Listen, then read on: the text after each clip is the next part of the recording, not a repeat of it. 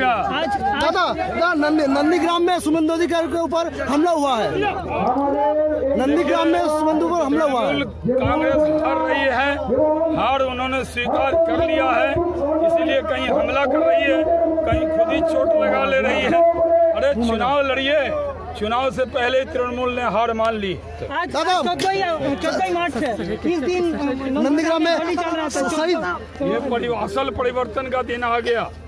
जो नंदीग्राम के लोगों को इंसाफ चाहिए था, जब बीजेपी आएगी तभी इंसाफ मिलेगा। ममता ने कहा आप आए थे, क्या बोलेंगे आज बीजेपी को?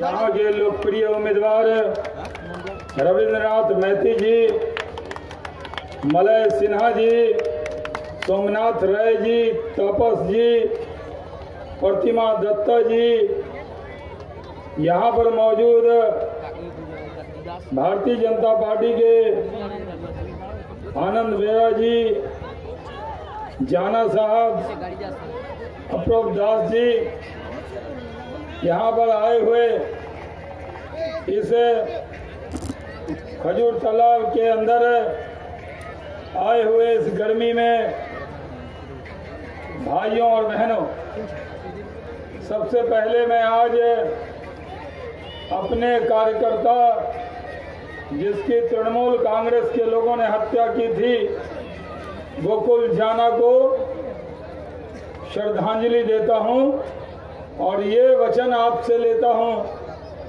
कि उसका बदला वोट के जरिए हम लोगों को जरूर लेना है, क्योंकि यहाँ पर इतनी गर्मी में मेरी कल्पना भी नहीं थी कि इतनी बड़ी तादाद में आप यहाँ पर खड़े होंगे। लेकिन बंगाल ने मन बना लिया है, असल परिवर्तन यहाँ पे परिवर्तन होकर रहेगा। चुनाव आने से पहले तृणमूल के लोग हार का बहाना तलाश रहे, क्योंकि जब 2007 में नंदीग्राम में जब गोली चली थी 14 मार्च को ही, उसके बाद मैं सुषमा स्वराज जी के साथ, दीदी के साथ आया था, तब ममता दीदी को बीजेपी सांप्रदायिक नहीं लग रही। जब बीजेपी के साथ थी, बिहार में कहावत है, मीठा मीठा गप गप और तीता तीता थू थू। तब जब वो बीजेपी के साथ थी, तब उनको जय श्री राम के नारे से परहेज नहीं था। जब वो बीजेपी के साथ रेल मंत्री थी, तब उनको कोई दिक्कत नहीं था। जब उनकी लड़ाई हो रही थी, उनकी जान बचाने वाली पार्टी भारतीय जनता पार्टी थी। हम जब कम्युनिस्ट पार्टी से लड़ाई हो रही थी तो हमने उनको बचाया था। आज वो बीजेपी को आंखें दिखा रही। आज किस तरह की भाषा बोली जा रही है, किस तरह की जबान बोली जा रही है। हमारे यहाँ इस चुनाव में हम मुद्दा लेकर आए हैं, बंगाल को सोनार बंगला देखा बनाकर दिखाएंगे, बंगाल को उसकी ऊंचाई पहुंचा के दिखाएंगे। बंगाल का कोई नागरिक रोजगार के लिए कहीं और न जाए, बल्कि बंगाल तो दूसरों को रोजगार देने वाला राज्य था। आज बंगाल के लोगों को वो बात करती थी माँ माटी मानुष की, माँ माटी मानुष की बात करने वाली दीदी आजकल गोली बम बारूद की बात करती। कहाँ गया माँ माटी मानुष?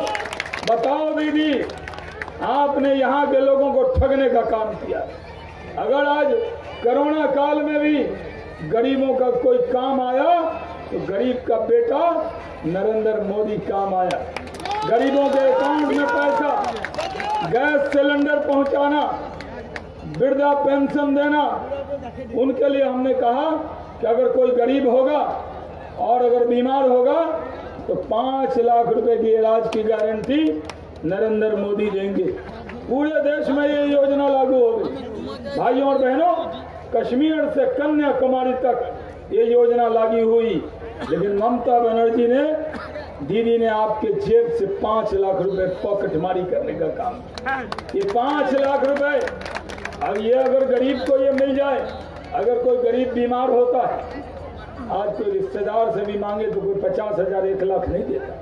लेकिन नरेंद्र मोदी ने कहा कि अगर गरीब बीमार होगा, उसके हार्ट का ऑपरेशन होगा, उसके किडनी का ऑपरेशन होगा, तो उसको किसी के सामने हाथ फैलाने की जरूरत नहीं है, बल्कि उसको उसका बेटा नरेंद्र मोदी उसके अकाउंट में 5 लाख रुपए डाले।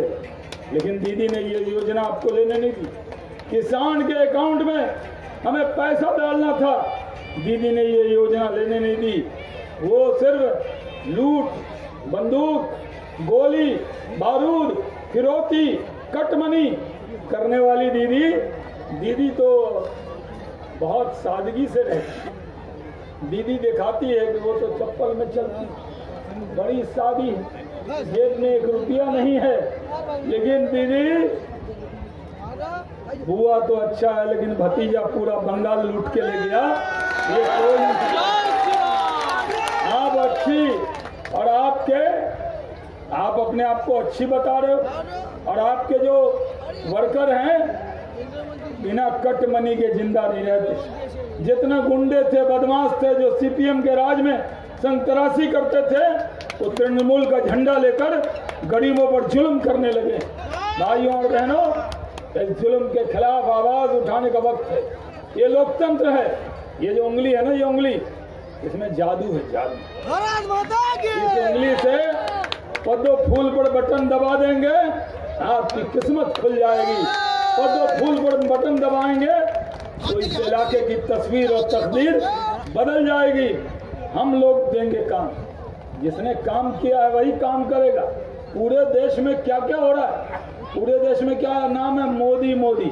पूरे देश में क्या है? पूरे देश में क्या है? पूरे देश में क्या है? कश्मीर से कन्याकुमारी तक क्या है?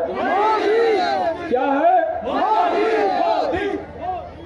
और अब बंगाल में भी क्या है? अब बंगाल में भी क्या है? दीदी आवाज सुनाई दे रही है? इतना जोर से बोलो कि दीदी भी सुन ले। अब बंगाल में क्या है?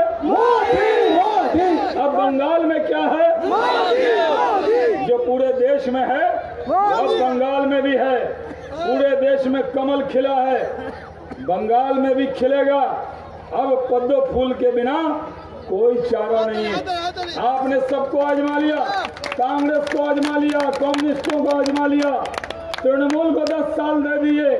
भाइयों और बहनों, गरीब का बेटा नरेंद्र मोदी आज आपसे एक मौका चाहता है, एक मौका, एक अवसर दीजिए। आपने देखा लोकसभा के चुनाव में तृणमूल के लोग मुंह फाड़ फाड़ कर कह रहे थे बीजेपी नहीं जीतेगी, बीजेपी नहीं जीतेगी। 18 सीट जीतेगी नहीं? जीते ना?